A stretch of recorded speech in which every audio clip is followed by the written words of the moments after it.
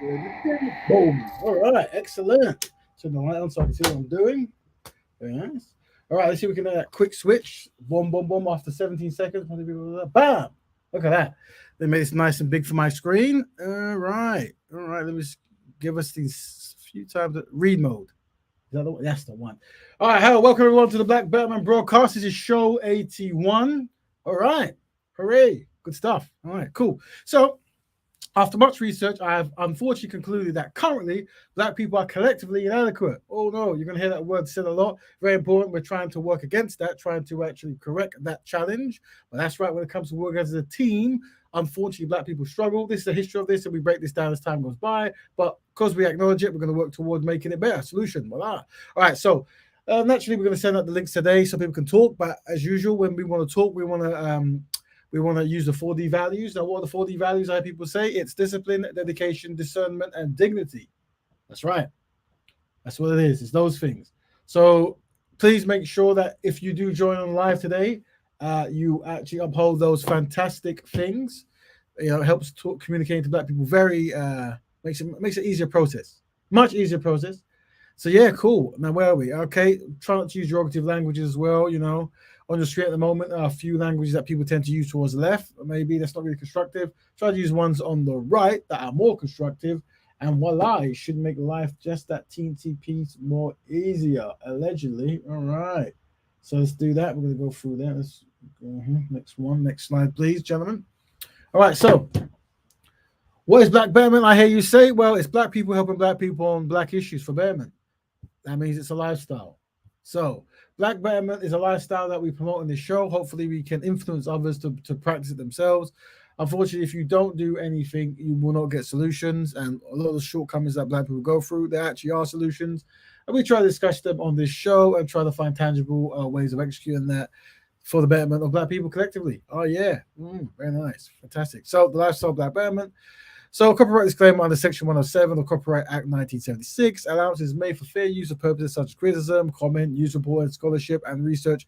Fair use is permitted by copyright statute that might otherwise be infringing non-profit educational use. Tips to balance in the favor of fair use. Boom. All right. So that's there. So we'll be showing some stuff from other people. We've got two topics this week, two fantastic topics, and we're going to look at a few videos just to break certain things down. And we're going to ask a question. Let's ask them. So basically, this week's topic is how do black men and women interpret the Will Smith incident? All right. So those don't know. Basically, Will Smith and Chris Rock was at the award ceremony. Many people have seen it already. But basically, he told a joke about Will Smith. Chris Rock told a joke about Will Smith's wife, and Will Smith wasn't best pleased. So he went on stage and slapped him. This is what was reported. I myself thought maybe it was an April's Fool joke. Today's April 1st. Maybe they might come out that it's April's Fool. But probably it's not. I think maybe it actually did happen. So the question we're asking is,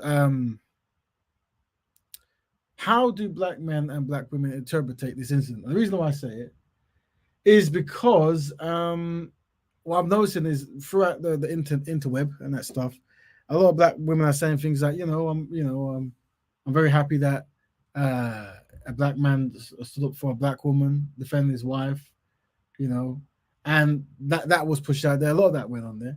And while some of the men were saying things like, you shouldn't attack a brother on TV. You shouldn't generally attack anyone, really. Greetings all. Let me say greetings. Greetings. Yeah. Some people were saying that, actually, you shouldn't be attacking anyone, especially black people fighting on an award show.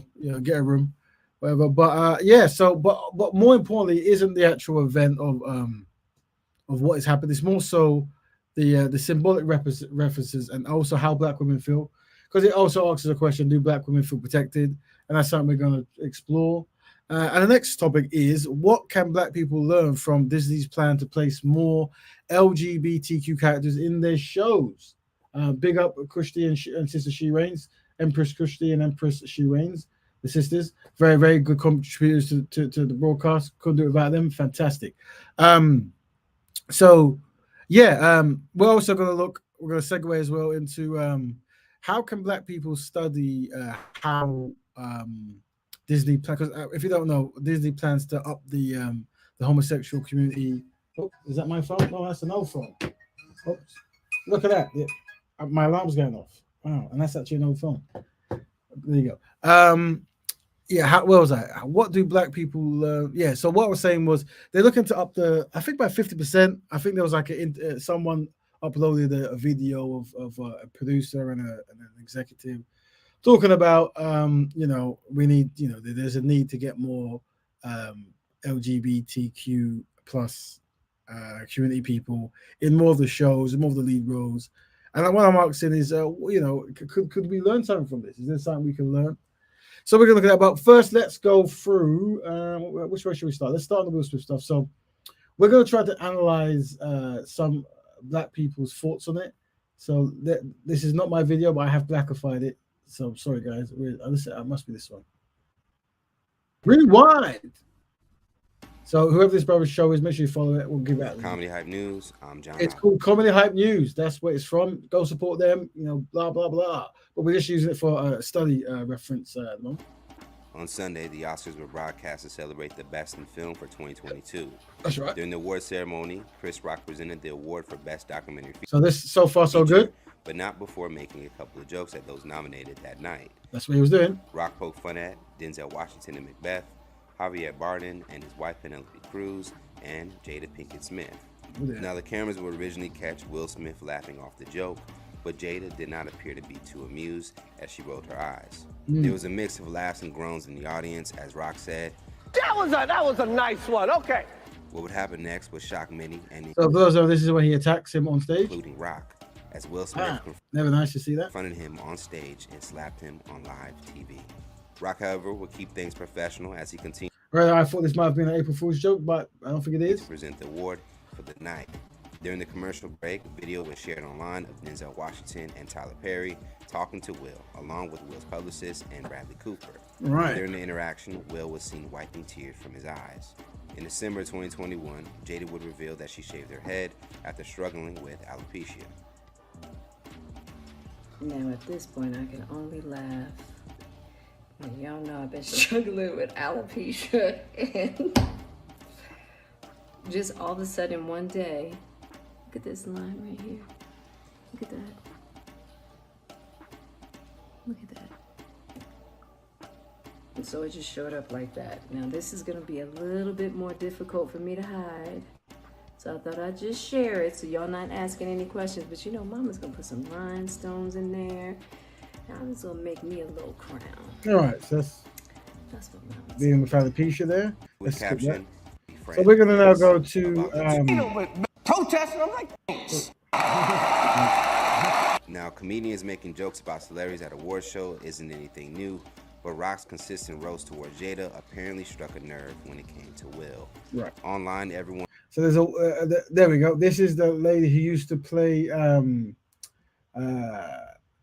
Viv. There was two Aunt Vivs, a dark skinned one and a light skinned one. So she was the first one, the dark skinned Aunt Viv.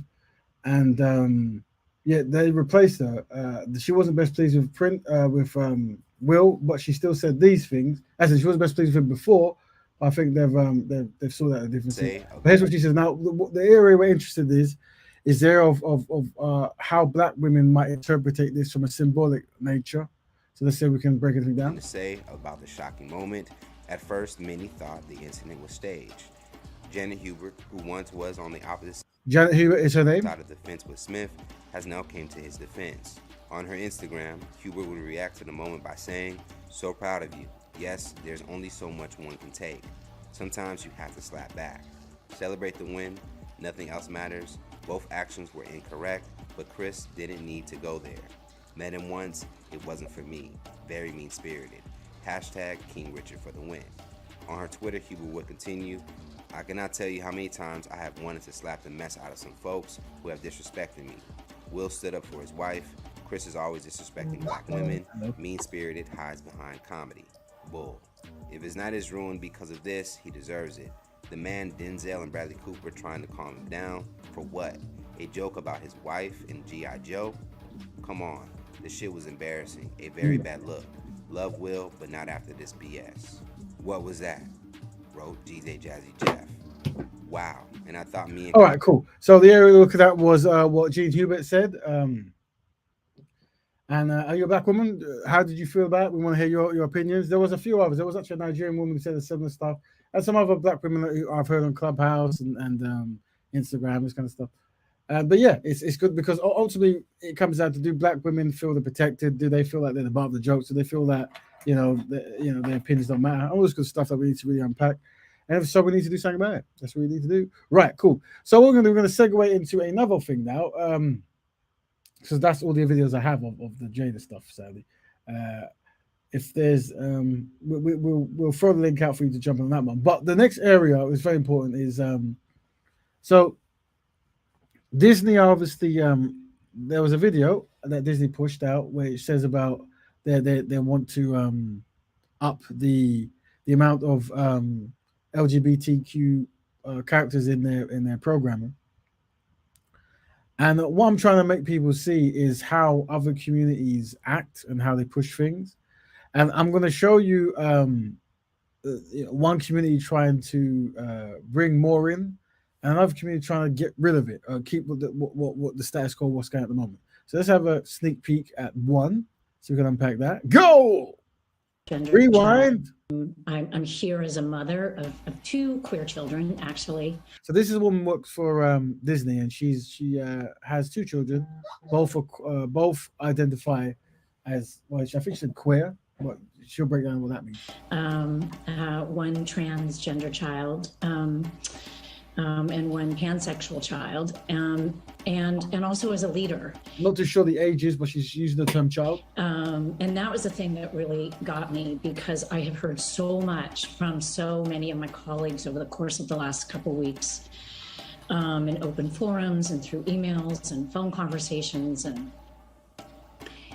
I feel a responsibility to speak, not just for myself, but for them. To all of us. We had an open forum last week at 20th where, again, the home of really incredible, groundbreaking LGBTQIA stories over the years, where one of our execs stood up and said, we only have a handful of queer leads in our content. And I went, what? That can't be true. And I realized, it actually is true. We have many, many, many LGBTQIA characters in our stories. Many. And yet we don't have enough leads. So once again, the emphasis on lead, very important. And narratives in which gay characters just get to be characters, and not have to be about gay stories. And so and that technically could be anyone, really, because unless you tell someone you're gay, people would know. That's been very eye-opening for me. And I can tell you, it's something that I feel perhaps had this moment not happened, I as a leader and me as my colleagues would not have focused on. And going forward, I certainly will be more so. I know that we will be, and I hope this is a moment where, the 50% of the tears, sorry, are coming. It's a very passionate woman about getting more LGBT people on the TV. I think she said 50%. We just don't allow each other to go backwards. Coverage. But the context is also who is pushing it, what their record is, and what the history. Right, okay, so these are some sisters that know what we're talking about. But that was basically one of the executives at Disney. And what we're going to do now is let us now segue into, well, no, maybe we should go. Let us go to. So this is now. I got this from the Disney Channel. So there's a in the Disney Channel. There's a show called The Proud Family, and it was basically one of the first black families in Disney to have a show, and they bring it back, and they're obviously going to update the formula with more modern kind of stuff. And this is the producer of the show talking about blackity black kind of stuff. Really good, very good. And just see what we can just eavesdrop on what they're saying. I am to be joined by Tara Nicole Whitaker, Rolf Farquhar, Bruce Smith, and LaToya Ravenel. Thank y'all so much for being here. So I know that the black lady she's wearing all black because all the ladies are black in this one, but she's wearing all black and her legs are crossed. I guess it's all of them, to be honest. She's to the left, so she's wearing all black. So she identifies as in the LGBT community, and I think she was actually the woman talking to the lady who was in the last video, but she was in the video for some reason. But I think she was talking, and her job as well is to, well, not a job, but she identifies as something. I don't want to misgender someone, a sexual preference, someone where it is. So I think she'll set in here, but yeah, just keep that in mind. Talking about the Proud family, louder and prouder. Tell them Just LaToya Rabbit. rewind. Zachary Quinto. Take it back. Rewind. Sorry, dodgy equipment. There we go. Years ago, it's always The series. the Proud family, louder and prouder, is basically us revisiting unfinished business from 20 years ago. It's always about, sort of the coming of age of our own Penny Proud. But we also have tons of new characters in our world that we're introducing. Yep. Who are the new characters? But more importantly, we turn up the volume.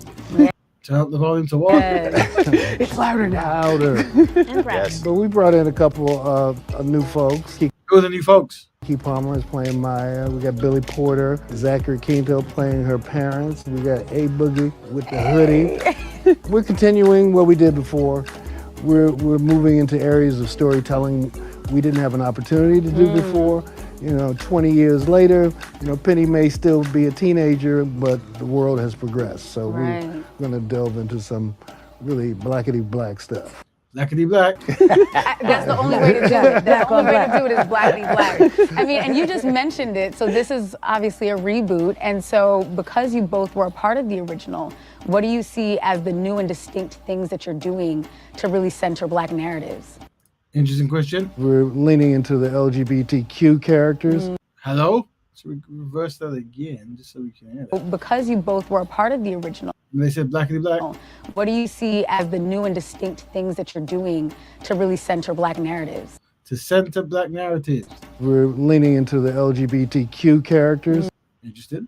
Through Michael, who was in the original series, but we really acknowledge who he is. Yeah. He's being voiced by E.J. Johnson. It's controversial, but we wanted to do it because within the African American community, it's an issue. Yeah. And it's truth. Yeah, it's true. And that's really what, our show is really leaning into this time around, is really not skirting the issues. Yeah. The Talking writing about room. everything. Exactly. The writing room has always been bold and, and confrontational in that way, really trying to drive with truth. And the value of that actually sort of sets our show apart. So you put that on the layer of characters. And then, also it's in the storytelling, aspect of it all.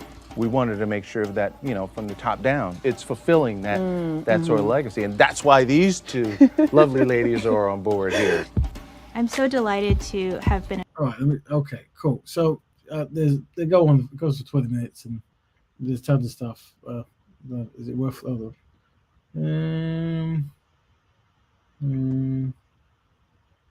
don't know. Let me see what it's Putting these layers that like complicate your ideas of like, who is this person? It's like, oh, they're vulnerable in this really interesting way, or oh, they're like brilliant in this really interesting way. And that's the beauty of having a series where you get more real estate to tell more, give you more portions of who this character is. They're not just one thing. Yeah. And that's the fun thing, is really sort of our character. Right. So what we're going to look now is we're going to look at. So basically, there's a few conservative channels on here, and I came across one today.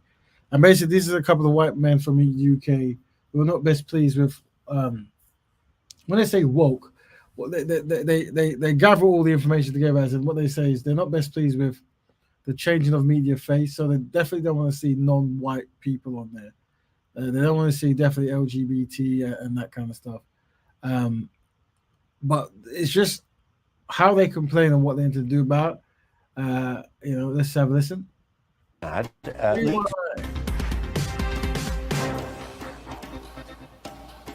Another story that probably deserves a bit more attention here than it's had. Leaked video from an internal meeting of Disney executives has sparked a row in America about the willingness of big media companies to indoctrinate children with what you could describe, I suppose, as woke values.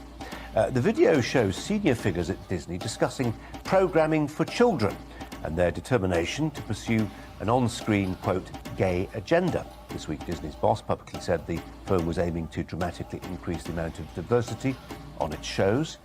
The Disney disclosures have prompted one conservative media company, the Daily Wire, to launch its own children's programming, and us to ask this question. If you're inclined, how do you stop your children from going woke? Joining me is Peter Whittle, founder and director of the New Culture Forum think tank, who has given this some thought, Peter. Yes. And what conclusions?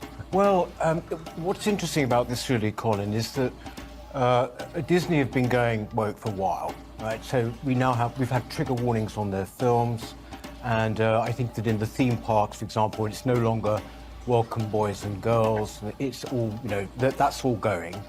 But what is interesting about this is that, and it's why it's called such a storm, is that these were leaked, as you said, internal meetings where they were going all out, right? We want 50% LGBTQ and minorities in all productions, which is, of course, massively disproportionate anyway. But I think the overriding thing is these huge companies, you can't get bigger than Disney, are pushing these kind of agendas, whether it's, Black Lives Matter or critical race theory.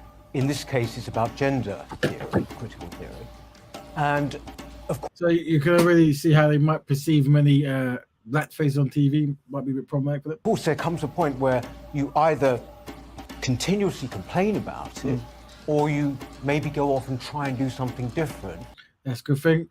Complaining doesn't usually work. What do you do? Which is what the Daily Wire's done. I was going to say, where's the role for the market in this? Because you'd have to say, if people don't like what they're buying, they don't have to buy it. They can buy something else instead. But there has to be an alternative, and it's got to be. So that's the thing we have to take. Like when we complain about certain things and some things we don't see, what is the alternative? So the alternative really is something you have to create yourself. That's why you have to have structure, purpose, dedication, and create the alternative that you can tap into. Decent. Well, exactly. This is the point. This is crucial. I mean, the point as well is that obviously here we've got GB News, which is an alternative, but it's a news channel, news and comment channel. I would say a lot of the insidious kind of indoctrination that goes on, particularly on places like the BBC, happens in its drama, in its comedy programs, in things that are not new. So if you can, it's Doctor Who. Well, it's exactly all of that, and there are various adaptations of classics and all of those. And I think that if you start to produce something that doesn't have that as its focus, then I think that there will be a market for it, because frankly, Hollywood in general, which Disney is a part, of course, has been going woke for a very long time. It's got a particular agenda. And, basically there is this saying, go woke, go broke. And we've seen this, for example, with the Oscars. I mean, the Oscars have been hugely in the news this week. It's about the first time for years that they have, simply because the audiences have been going down and down. People have got tired of being preached at, either explicitly, like in an awards ceremony, or implicitly in Disney films. Francis, obviously as an So what you're saying is you're saying that there's obviously a push to get LGBT stuff in the thing, as well as minorities, this kind of thing. And then there's people who don't want to see that, or they're trying to stop that, or whatever it might be. Just be aware of how people groups think and how they operate. And, what can you learn from all that, Like I said, a lot of black people feel that, things will work themselves out, but actually action is needed, because as you realize, most things are planned.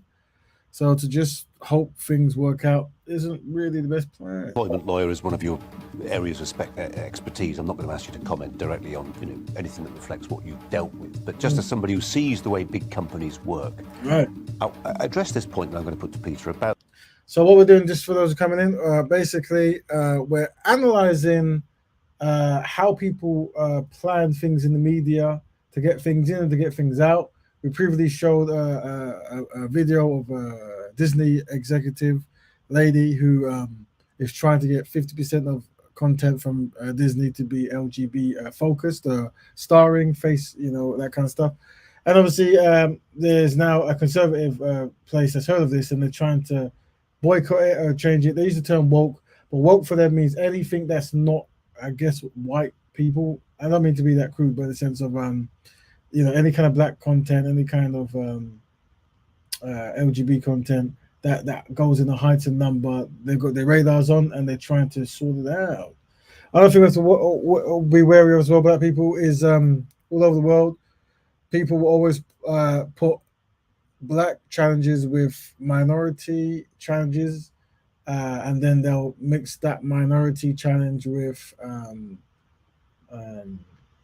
LGBT challenges, and they'll say we want to get more minorities and more LGBT.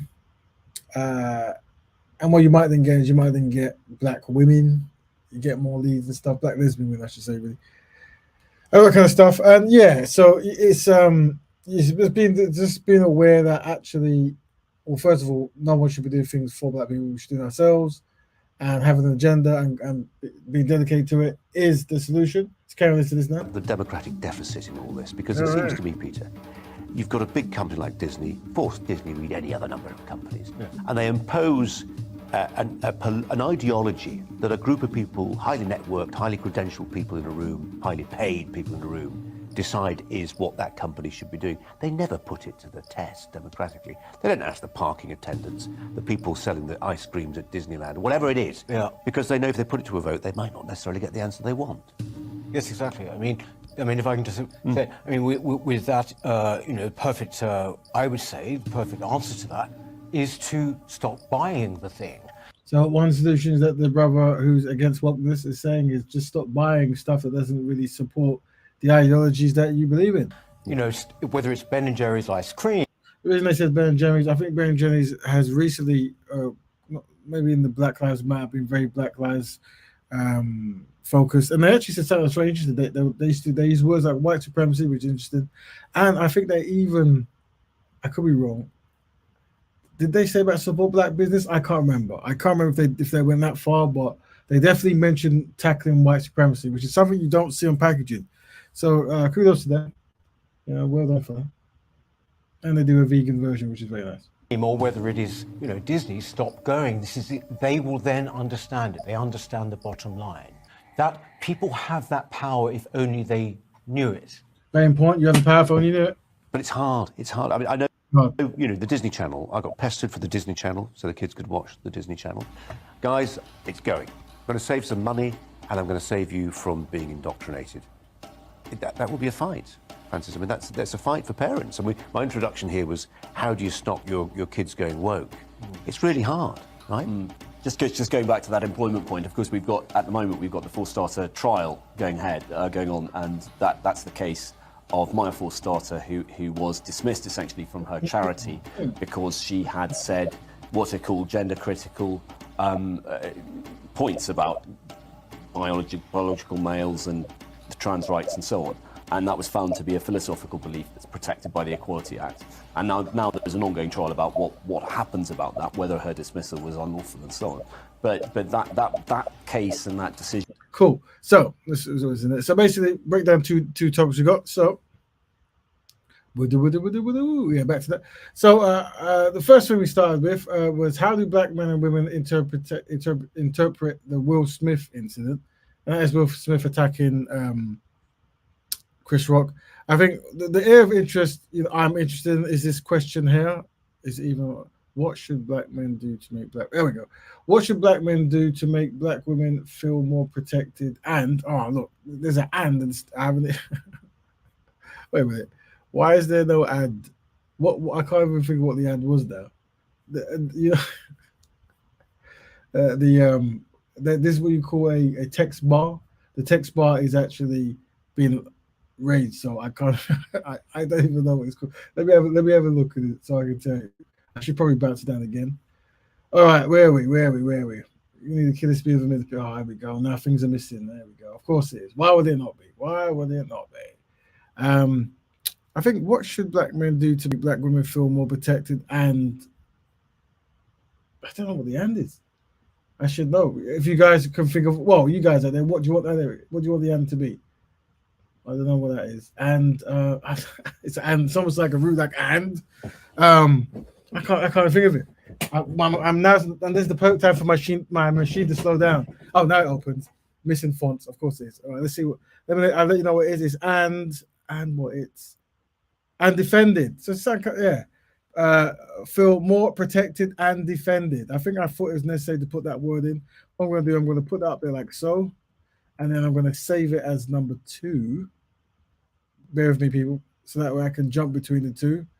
With the killer speed of a millipede, do that. Put that as an A, and now I should be able to double click on it apparently, and it should shift between the two without seamlessly, without you even knowing.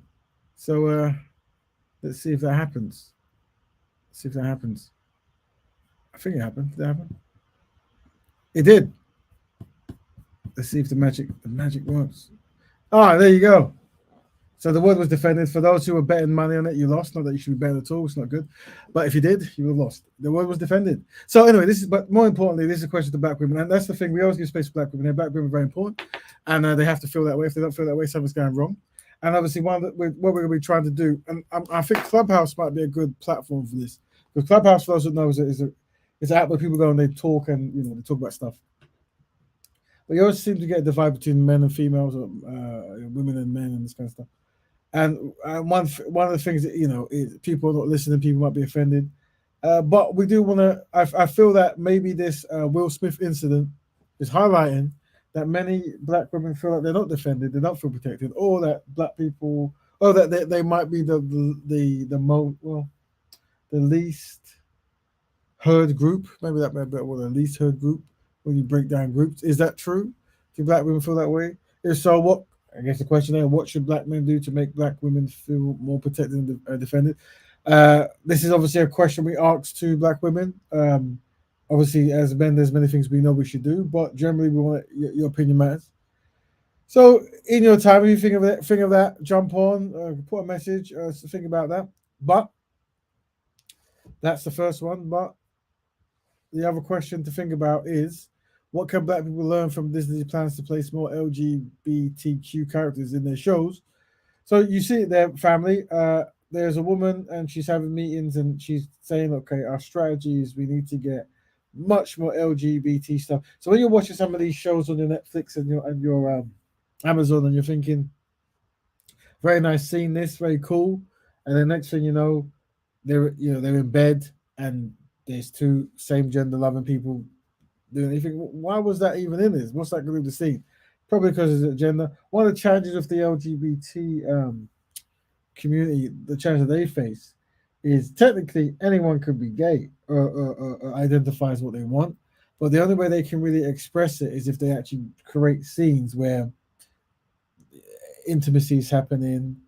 I was watching Matrix the other day, the new one, and I noticed that they put. Fair enough, the person who makes it actually is a transgender person, but there clearly was things put in to go, this is transgender, this is homosexual, this is we're here, we're queer, and we're not going nowhere, that kind of stuff. Which is, like I said, it's more of a study point. This was active things that people did. This is no different from black people who want to see constructive families, constructive black men with jobs looking after their kids, constructive communities, black economics being practiced, self-awareness, all that good stuff. You know what I mean? It happens everywhere. Black focus shows now. The gender is clear. One thing as well, and this is something we have to be very wary of. Let's just be aware of it, sorry. And that is how black people are usually used to start a movement, or because black people have gone through the most pain. So you can say, black people, oh yeah, they've gone through pain, do something good. And then you can then put someone else's agenda in front of it. And then you can do intersectional overlap. So for example, you tend to find there's a lot of black lesbian women in places of power. Not that they haven't earned it, I'm sure they've earned it fantastically well, and you can't undermine a person getting through the ranks. But you do notice there's a lot of black lesbian women talking about lesbian stuff, and that's fine. But you realize that it always seems that black people, when dependent on other people groups, will always be looked over. So the needs of black people, like whether you go to hip hop and you start saying like, how comes the balance of stuff that come up was one way, and how comes they're only releasing one kind of sound, and you think it's all natural, and then you realize that if a black person makes fun of a person from another group or a police establishment or whatever, they shut it down. But the self-destruction of black people is promoted and promoted and played in clubs and stuff, and this kind of thing. And it's no different from trying to get a constructive gender agenda into a mainstream. And once again, it comes down to this sad fact that you have to do for self. You can't actually expect someone else to do that. So that's why it sounds like we're repeating ourselves. But that's why on this show we try to find tangible ways of executing that. I think I have one here. Let's break it down. Let's see if we can see if we can help black people. I hope I didn't delete it. That'll be annoying if it did. All right. So what, as you saw there in the actual thing, you saw that strategies were done, planning was done, people sat in a meeting room discussing what they want and execute it. And other people saw it and they weren't best pleased with it and they decided, okay, I'm going to react to it, I'm going to organize and boycott and whatever it might be. Similar thing. So basically, we established what we want. So I think something we want to see more of, because I think I have a list here somewhere. There we go. So black love is important. Black man, constructive black man, constructive black woman. We want to see more of that kind of stuff. Either the promotion of that or the drama play of that. Very good to see that intertwined into stories. So, the story could be about aliens invading Sudan or Canada or wherever. And then obviously, there's a man or a woman, and they realize this plot. I'm just, let's go with it. And obviously, and then he's maybe his wife or they're separated, isn't it, by this ship, and they take one away, and I don't know, and the plot is to get back to Earth to have black love, because they love each other, whatever. You can fill in the gaps, just throw it in there. We also want to see more black economics, don't you? You want to watch a show or have a discussion about the importance of black economics and how to do it. And then when you watch shows, you see it being practiced, that kind of stuff, very clear everywhere, that good stuff. Black defense, you want to see black people defend themselves. A lot of time when Hollywood and these kind of places get shows, they like showing the slavery narrative. They like that kind of dynamic for some reason. It's good to show it, but not over the board. You're more likely to win an Oscar as a slave than as an enslaver. Also, you can show the Kush Empire and black people there. Different stuff. The Mali Empire. You can show a alternative history where South Africa is now the biggest nation in the world. Whatever, do what you want, right? Black health. You want to promote black people being healthy. Blah blah blah. Good stuff, right? Black ownership, black centeredness, black collectiveness, black enterprise, black polite, and black constructiveness. Now, once you establish what you want to do, you then gather with like-minded people. Very important, you find like-minded people. And what you do is you create fellowships. And those fellowships have purposes. You sit down, you have meetings, and you discuss, we're going to make a media company, a business company, an education company, dedicated to black women, dedicated to promoting constructive black imagery, promoting black education, and promoting places where black people can go to do whatever. Organization. And hopefully with these brief videos, you see that that's what's happening. The link, by the way, family, is out. If you have anything to say on these two topics, jump in. We're going to play that one once more. The one for the lady. Hold on. The same ideas that undergird this bill. And because of it, it's by relationship to our life skills, last summer we removed all of the gendered greetings in relationship to our life skills. So we no longer say ladies and gentlemen, boys and girls. We've provided training for all of our cast members in relationship to that. So now they know it's hello everyone or hello friends. We are in the process of changing over those recorded messages. And so many of you are probably familiar when we brought the fireworks back to the Magic Kingdom. We no longer say ladies and gentlemen, boys and girls. We say dreamers of all ages. And so I love the fact that it's opened up the creativity, the opportunity for our cast members to look at that. We have our cast members working with merchandise, working with food and beverage, working with all of our guest facing areas where perhaps, we want to create that magical moment with our cast members, with our guests. And we don't want to just assume because someone might be in our interpretation, maybe presenting as female, that they may not want to be called princess. So let's think differently about how do we really engage with our guests in a meaningful and inclusive way that makes it magical and memorable for everyone. Very nice. Now, what it is what you're seeing is the minorities are getting, a big change, and that's not easy to do, because you have in England, America, I think America might be 1 million, maybe. And I think in England, maybe it's 2 million in America, or maybe less. In England, I think it's 1 million. It's either 60 million or so. There's 1 million in England, which, yeah. And I think you're seeing the dedication to make sure that the LGBT community are represented correctly, and not to assume a person isn't gay, or anything, for that matter. And efforts to, and this take time, preparation, planning, and stuff. So it shows you that if you want anything to change, that's what you have to do. You see, we're showing it now. We'll go back to the woman who's in charge, allegedly. See what she says. I'm here. The link's out there. I shall post it one more time. Let's see. Keep it in mind, family, as well. Don't forget to follow our dedicated Instagram page. It's in the link section somewhere. Please follow it. We're trying to build up following on Instagram, and I've done a poor job of doing that. I need to do more posters, but I'll do it one time. But here's the link to jump into to talk about the two topics. But let's have a sneak peek on Tika and see what I'm saying for those who came As late. a mother of two queer children, actually, one transgender child, and one pansexual child, and also as a leader. And that was the thing that really got me, because I have heard so much from so many of my colleagues over the course of the last couple weeks, in open forums and through emails and phone conversations. And I feel a responsibility to speak, not just for myself, but for them, to all of us. We had an open forum last week at 20th where, again, the home of really incredible, groundbreaking LGBTQIA stories over the years, where one of our execs stood up and said, we only have a handful of queer leads in our content. And I went, what? That can't be true. And I realized, it actually is true. We have many, many, many LGBTQIA characters in our stories, and Now, it won't be correct for black people to be talking to Disney. So why don't you have more black leads in your stuff?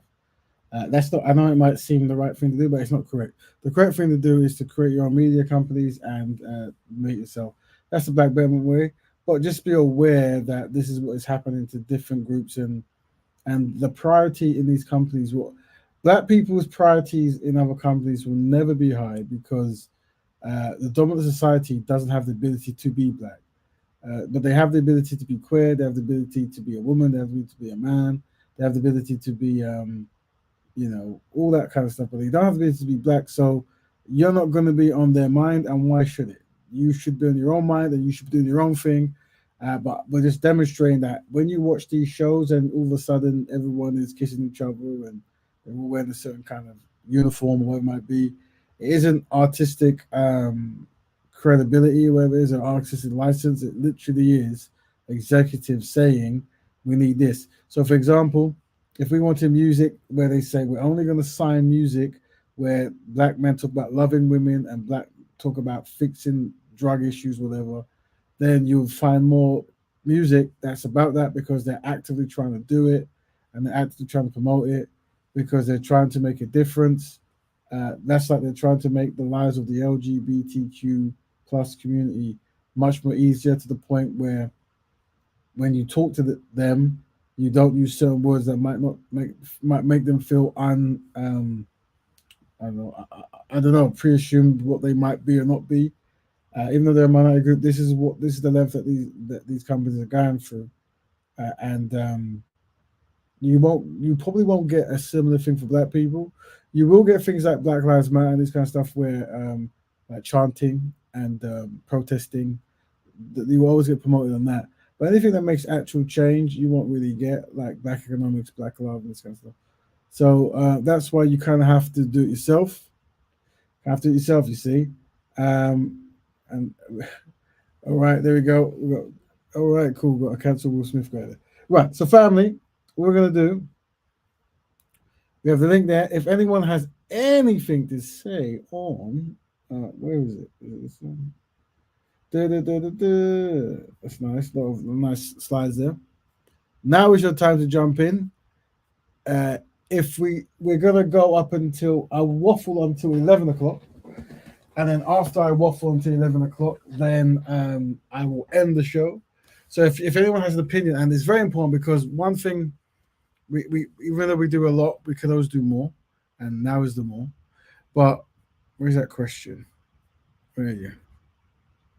What should black men do to make black women feel more protected and defended? And that comes from what can black people? Oh, there you go. Right, yeah. So the question is how, one question that we want to ask women is, what did you feel about the incident with Will Smith? We also want to ask the men if you have an opinion about that. I want to see if there is a unison in answers or if there's a correlation at all. If not, why not? And let's see how people interpret it. What were the pros and cons, if any? And one question we do ask is, do black women feel protected? And also, if you were to talk about now your awareness of behind-the-scenes conversations from communities trying to either support an agenda or destroy an agenda, let us know. But the link is there for you to speak. So I'm going to waffle on for another 11 minutes now. And while I'm doing that, and you're thinking about your fantastic answer, everyone, I am now going to go to the something we're setting up, and that is the Black Custodian. So yeah, the idea is let us think of what we want people to be, and set a task and path for them to do.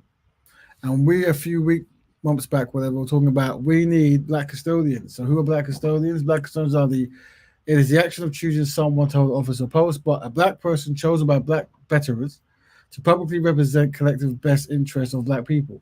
So essentially, we're picking people who's going to represent our needs, and we have a set agenda, and there's a list of things they want to do. And we've also got a star system, and we're saying that for all those black veterans, you have to go through the star system of doing certain things to be able to represent black people in the thing. But yeah, can we not use the forum to talk about things that's unsynchronized, please, if we can? We want to keep religion, this kind of stuff out of it for now, if possible, right? But yeah, so I don't like I don't like blocking people, not blocking, because sometimes I put people on timeout or block, and then I forget, and they can never speak again. So if you are in the family, if you're in the forum, sorry, please stay away from religious talks and this kind of stuff until we have a show about it, because it just gets messy in there. So we don't do that. But we can do a show about it. Anyway, back to the whole star system stuff. Yeah, so we kind of want to pick the stuff. And what we have here, we have, if you want to be Black Custodian, openly, if you want to be a white star, openly confess to black people of the world that you are a custodian and you agree to the code of custodians, and that's what we'll be doing it. To the yellow star, if you join an institution or collective idea that is actively dedicated to black betterment, boom, that's your yellow star. And also, if you consistently fund an institution or collective idea that is dedicated to black betterment, that's how you get your yellow star. Remember this, guys, because we're going to refine it with your help. Brown star, with an institution or collective idea, you demonstrate great leadership and achievement. That's for you. And then obviously the black star is the, you have created a lead within an institution, collective idea, or actively dedicated to black betterment. So, and then, that plus all the rest, you do stuff exceptionally well, and now you earned your black star, and now you can represent black people as a Black Custodian. This is what we're working towards.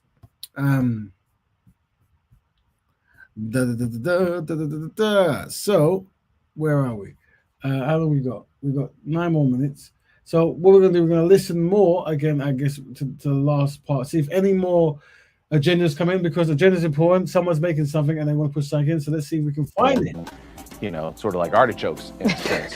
Because they just keep peeling back and you discover something new about them all the time. Yeah. I think that's why people really end up loving Sugar Mama, is because we took her on so many different places, that really started to open up like, oh, this woman ain't just mean to Oscar. She has layers to her, and we'll discover more in this version of the series as well. But you mentioned Dejanay, sort of the same way. The outside will look at Dejanay and think that she fits some sort of a stereotype, but because we have the real estate to kind of give you a true deep dive into what and who Dejanay is, those little small Easter eggs will help paint a fuller picture of who she is. And that's along with a lot of the other characters. Yeah, 1,000,000%. And I think it releases the pressure on any one character to have to represent the entire community. Exactly. No one Because is an they get to avatar. represent different parts of it. And I mean, Tara, you were just mentioning that like you grew up with kids like Kareem and you never saw that.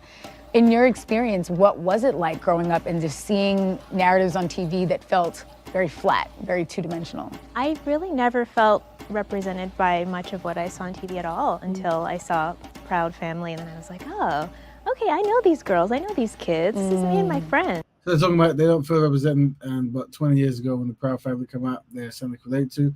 That shows you that creating your own black media is important, even though this is owned by Disney. You get the idea. If they can make one, then we can make many. Blah blah blah. And that was a powerful, And if it was Disney, made Black Panther as well. So you see that. magical experience. For me, because I'm so old, just made me go outside and play.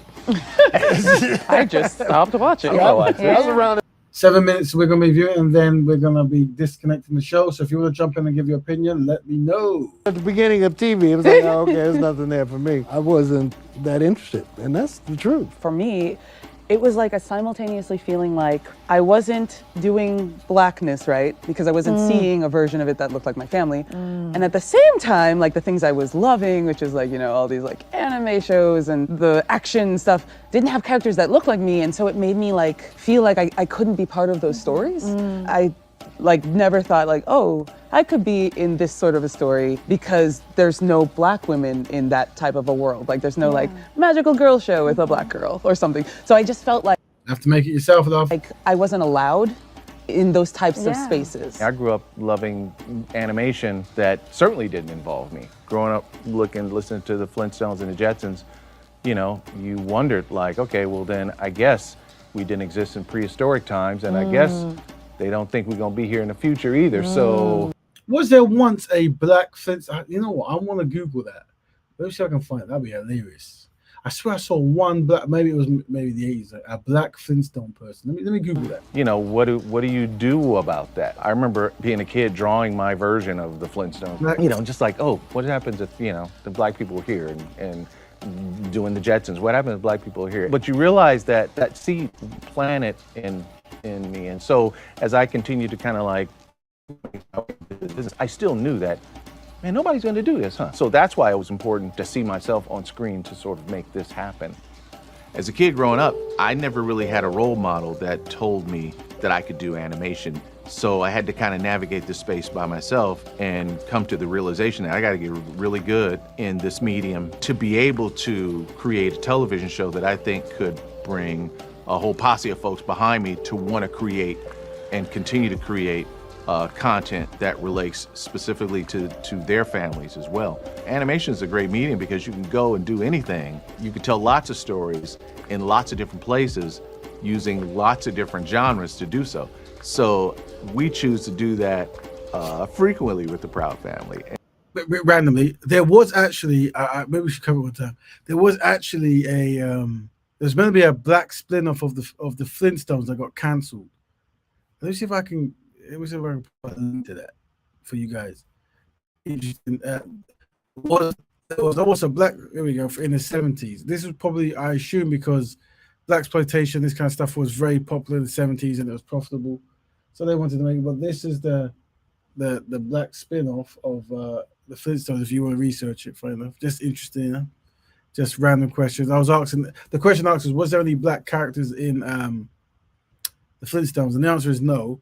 There wasn't, but when they started in the more up-to-date versions, like the 80s and stuff, like the one-off spin-offs, whatever, there seems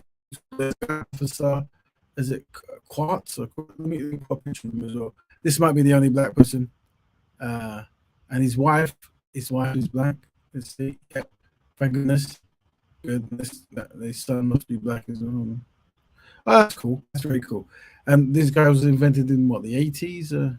So not the 60s when it came out, but I shall put the black characters in the link. There's only one. So in back in the prehistoric days, there's only one black family, but they were there. Well, let's go into this Proud Family Brother talking, see what he's saying. Now we've got how long? 3 minutes left. Ooh, if you want to jump in, guys, because we're going to end in 3 minutes. 3 minutes. 3 minutes. 3 minutes. That's right. Play. And it creates for fun hijinks, yet still very grounded stories that really paints the diaspora for us as Black folk. The Proud Family Louder and Prouder features a Black teen heroine, Penny Proud. What can we expect from Penny this time around? I think we can expect some of what we saw in the first series, but I think we can also see like those same concepts like expanded on. Penny and her friends, you know, coming up against different issues, you know, maybe some injustice that they see that they want to stand up against. They come against what? What are they coming against? Like, say it. I was just thinking it because I even remember activism coming up in the original. There's the episode where Penny is leading the entire neighborhood of kids to protest the chores and they weren't being paid enough for their chores. Right. I'm like, okay, so Penny was unionizing the block, but what are some of the That's fine. We wasn't cave people. We was in a land of abundance. That's the response to not being added to the Flintstones. some of the newer themes that we can kind of expect? Should I give it? I don't want to give away too Go much. in. Girl, you go in. We should also, I think we've done it before, but we should do it more. As in, maybe I'll do a couple of weeks highlighting Black. I think we did it with Black Sands before, but maybe go into an actual show where we go all over the diaspora and see like Black cartoons and Black YouTube dedicated pages, this kind of stuff. I know there was one I came across that was doing small kids cartoons in Yoruba and Igbo and this kind of stuff. I can't remember about it. All right. So yeah, Maya and Penny, like they are coming up against a historical figure that was a slave owner, and he's someone who's being commemorated in their community, and they're like, no, we are not going to celebrate this man.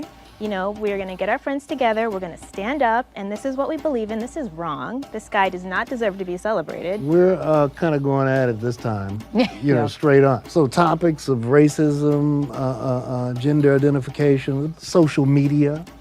What's happening with that, with this whole influencer thing. The effect on like a teenage psyche. You know. We also, we deal with reparations and how the kids feel about that. Look, this is not a topic of the week type of show. We do it all with fun. We're informative. We have a ton of heart, but we don't shy away from the reality.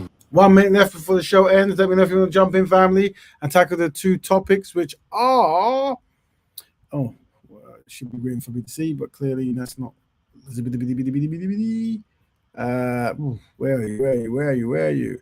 How do Black women and men interpret Will Smith's incident, as well as what can Black people learn from Disney's plans to place more LGBTQ characters in their shows? So, if you got anything you want to jump on that, but meanwhile, we're going to listen to the last bit of this. We were watching, we're looking at like how things are planned in. So when you watch cartoon shows, films and that people sit down and they plan it. And we showed you the LGBT planning. This is allegedly like a Black plan, but it's also supervised by Disney and stuff. And then there's like people reacting to what they call woke culture. And there's some conservatives guys from England who are trying to find ways to not support ideas they don't agree with. Right.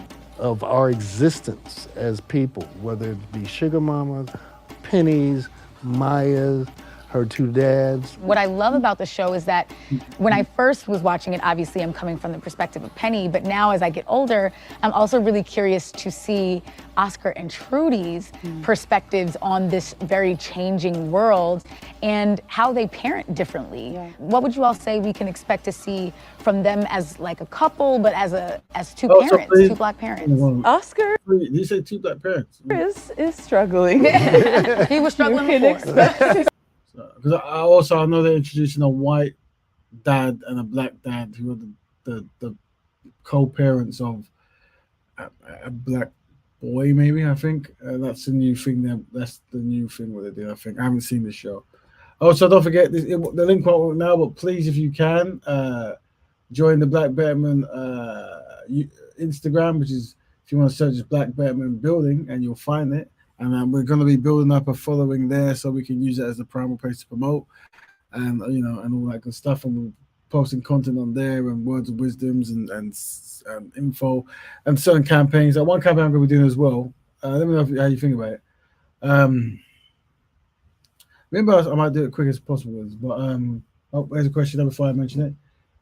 He had a moment. It's a shame it was two black men on national TV, but now they're going to try Nick Cannon. Yep, probably will. So one, very, very true. Thank you, Sister Kushi.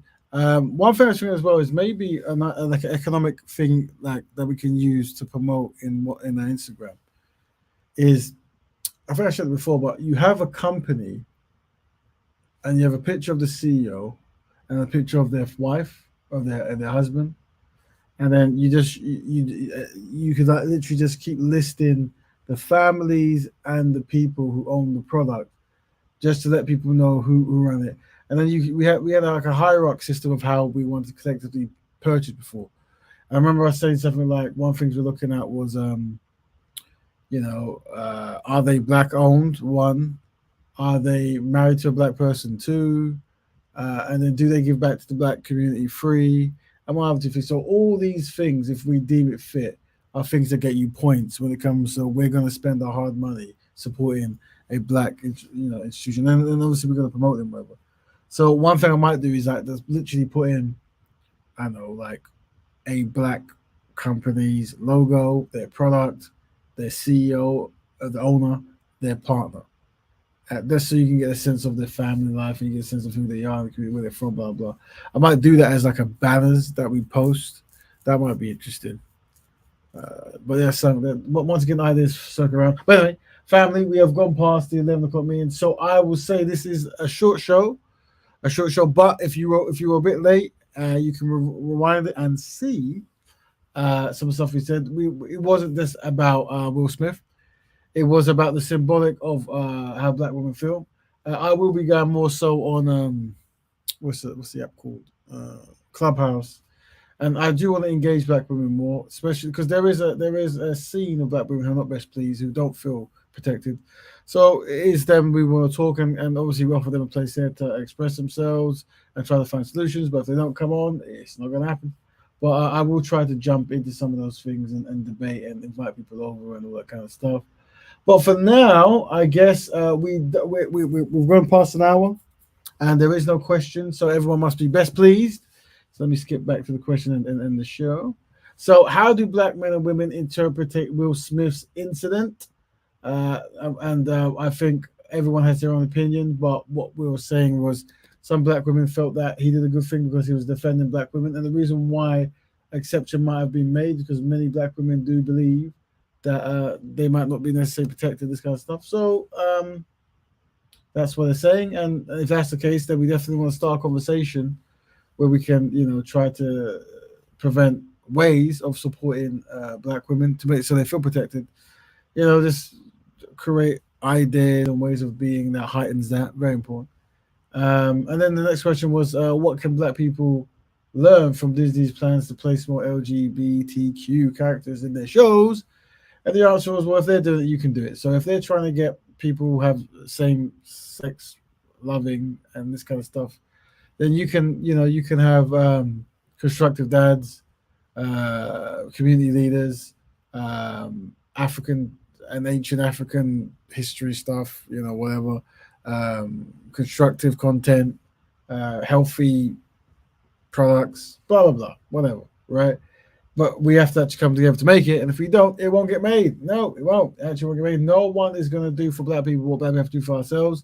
And I don't know why black people don't know that. Well, there's many reasons why, but, these shows is to highlight that that is not a adequate way of thinking. And your competitors in life, we could call it a race. They're all racing at their own pace. They're doing what they need to get by. They've established their agendas, and that's could be the whatever gender, and then they push it, and they will go into high places of life, influence, and they'll change the narrative. So everyone has to be in synchronization with what they're doing, so they can do it, we can do it, and what we want is Black Betterment to be what we're promoting. We want black people and black issues, isn't it? So voila, that's the end of that. So anyway, I'm very tired. I need to make myself something to drink. I'm very sleepy at the moment. I really am. I've been drained. So I'm gonna love you guys and leave you. Unless someone jumps in last minute, I'm gonna press end in 5, 4, 3, 2, 1. Thank you very much. I'll check you next week. Hopefully I can try to remember to don't forget to join the Instagram page, Black Betterment Building. If you type that into Google, one word, you will find it. Follow it. We're going to use it as a prime place to promote. And hopefully we can start promoting business then. But until then, and next week, early show, only 1 hour and 10 minutes. But yeah, it's still jam-packed for you to reverse. Have a good one. Goodbye. Bye.